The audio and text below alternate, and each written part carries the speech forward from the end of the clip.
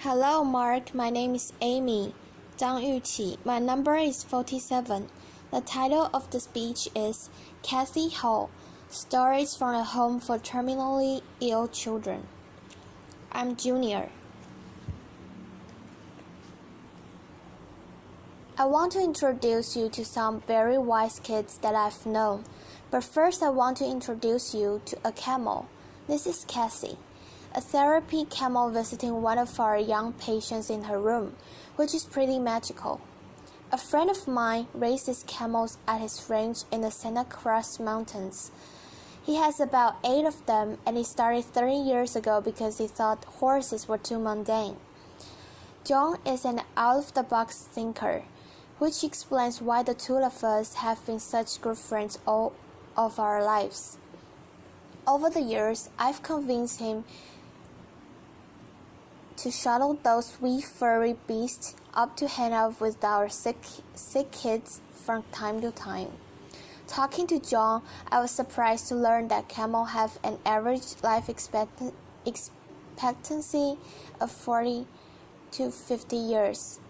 The life expectancy of many of the children with whom I work is less than a year. This is a picture of the George Mark Children's House, the first pediatric palliative respite care center to open in the United States. I founded it in 2004 after years of working as a psychologist on pediatric intensive care unit. Frustrated with the undignified deaths so that many children experienced and their families had to endure. As I sat with families whose children were at the end of their lives, I was acutely aware of our surroundings. While the elevated train rumbled overhead on its track, quite literally the room reverberated with each passing train car. The lights on the ward were fluorescent and too bright. Monitors beeped, as did the elevator noisily announcing its arrival. These families were experiencing some kind of the most excruciating moments of their lives, and I so wanted them to have a more peaceful place in which to say a last goodbye to their young daughters and sons. Surely, I thought, there must be a better spot than the hospital intensive care unit for children at the end of their lives. Our children's house is calm and nurturing. It's a place where families can stay together to enjoy quality time with their children, many of whom are there for respite stays, some with repeated visits over a span of many years. We call those kids our frequent flyers. Rather than the bright, noisy quarter of the hospital, their rooms are calm and comfortable, with actual living spaces for the families, a sanctuary of gardens, and a wonderful outdoor playground with special structures for children with physical limitations. This sweet baby, Lars, came to us directly from the hospital intensive care unit. Imagine hearing the heartbreaking news that none of us would ever wanted to hear. His parents had been told that Lars had a brain anomaly that would keep him from ever swallowing, walking, talking, or developing mentally. Recognizing what little chance he had for survival, his parents chose to focus on the quality of time that they could spend together. They moved into one of our family apartments and treasured each day that they had, which were far too few. Lars' life was brief to be sure, mere weeks, but it was calm and comfortable.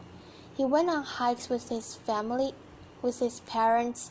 The time that he spent in the pool with our aquatic therapists lessened the seizures that he was experiencing and helped him to sleep at night. His family had a peaceful place in which to both celebrate his life and mourn his death. It has been 5 years since Lars was with us, and in that time, his family has welcomed a daughter and another son. There is such a powerful testament to the positive outcome that specialized children's hospice care can create.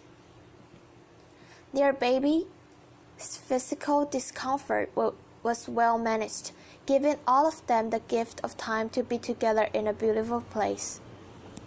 I'm going to talk to you now about the elephant rather than the camel in the room.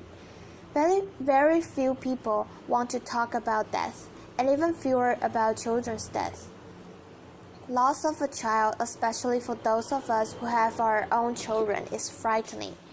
More than frightening, paralyzing, debilitating, impossible. But what I've learned is this: children don't stop dying just because we, the adults, can't comprehend the injustice of losing them. And what's more, if we can be brave enough to face the possibility of death, even among the most innocent, we gain an unparalleled kind of wisdom.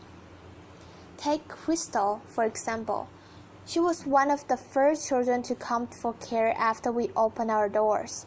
She was 9 when she arrived, and her neurologist expected that she might live another 2 weeks.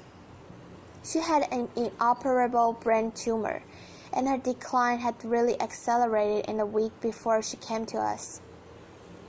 After settling into her room, dressed entirely in pink and lavender, surrounded by the Hello Kitty accessories that she loved, she spent the next several days winning over the heart of every staff member.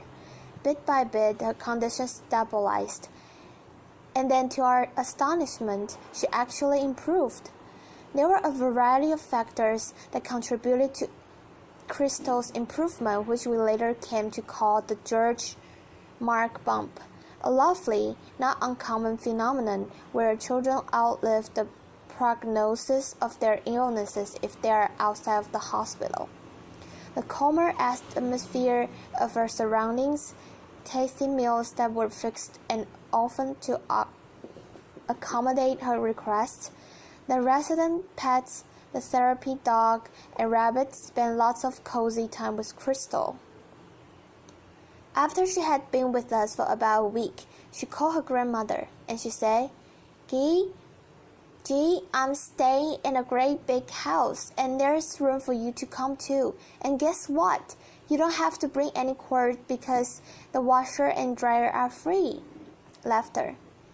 Crystal's grandmother soon arrived from out of town, and they spent the remaining 4 months of Crystal's life enjoying very special days together.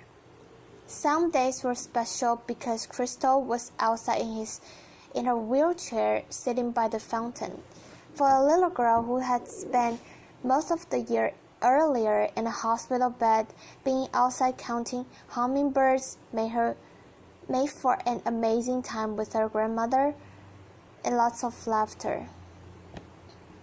Other days were special because of the activities that our child life specialist created for her.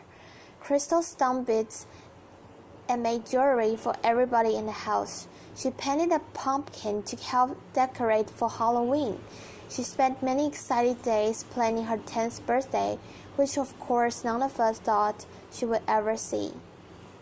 All of us wore pink bow for the occasion, and Crystal, as you can see, queen for the day, wore sparkly tiara. One hot morning, I arrived at work, and Crystal and her partner in crime, Charlie, greeted me. With some help, they had set up a lemonade and cookie stand outside the front door, a very strategic location. I asked Crystal the price of the cookie that I had selected, and she said, $3. Laughter. I said that seemed a bit high for one cookie. Laughter. It was small. I know, she acknowledged with a grin, but I'm worth it. And therein lie the words of wisdom of a young girl whose brief life forever impacted mine. Crystal was worth it, and shouldn't every child whose life is shortened by a horrific illness be worth it? Together, all of us today can offer the same specialized care that Crystal received by recognizing that children's respite and hospice care is a critical component missing from our health care landscape. It's also interesting to note that we are able to provide this care at about 1/3 of the cost of the hospital intensive care unit, and our family don't see a bill. We are ever grateful to the supporters who believe in this important work that we're doing. The truth is that my colleague and I are, and the parents and other family members who get to experience this special wisdom are in a unique position. There are only 2 freestanding pediatric hospitals in the United States, although I'm happy to report that based on our model, there are 18 others under various stages of development. Applause. Still, most of the children who die in the United States every year die in a hospital room, surrounded by beeping machines and anxious, exhausted adults who have no other option but to say goodbye under those harsh institutional lights and among virtual strangers. For comparison's sake, the United Kingdom, which is a country with about 1/5 the population of the United States and about half the size of the state of California, has 54 hospice and respite centers. Why is that? I've asked myself that question obviously many times. My best guess is that Americans, with our positive can-do attitude, hold the expectation that our medical care system will fix it, even though it may be a childhood illness for which there is no cure. We go to extraordinary measures to keep child alive when in fact the greatest kindness that we might give them would be a peaceful, pain-free end of life. The transition from cure to care remains a challenging one for many hospital physicians whose training has really been about saving lives, not about gently guiding the patient to the end of the life. The death of a sweet baby for whom we care at the end of her life certainly captured this dichotomy, which when he reflected that there are a lot of people to help you bring an infant into the world, but very few to help you usher a baby out. So what is the magic ingredient at GeorgeMark? The complex medical diagnoses that bring our young patients to us mean that their lives have often been restricted, some to the hospital bed for a long period of time, others to wheelchairs, still others to intensive courses of chemotherapy or rehab. We make a practice of ignoring those limitations. Our default answer is yes, and our default question is why not? That's why we took a young boy who wasn't going to live for another baseball season for Game 5 of the World Series. That's why we have a talent show put on by the staff and kids for family and friends. Who wouldn't be enchanted by the young boy playing a piano piece with his feet because his arms are atrophied? That's why we have a prom every year. It's pretty magical. We started the prom after hearing a dad lament that he would never pin a boutonniere on his son's tuxedo's lapel. The weeks before the dance, the house is in a flurry. I don't know why, and I don't know who's more excited, the staff or the kids. Laughter.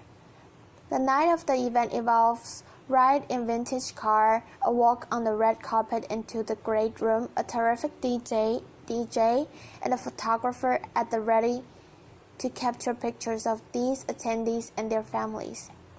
At the end of evening this year, one of our young, delightful teenage girls, Caitlin, said to her mom, "That was the best night of my whole life." And that's just the point, to capture the best days and nights, to abolish limitations, to have your default answer to be yes and your default answer to be why not. Ultimately, life is too short, whether we live to be 85 years or just 8. Trust me, better yet, trust Sam. It's not by pretending that death doesn't exist that we keep the people, especially the little people that we love, safe. In the end, we can't control how long any of us lives. What we can control is how we spend our lives. The spaces we create, the meaning and joy that we make. We cannot change the outcome, but we can change the journey. Isn't it time to recognize that children deserve nothing less than our most uncompromising bravery and our wisdom imagination? Thank you. Applause.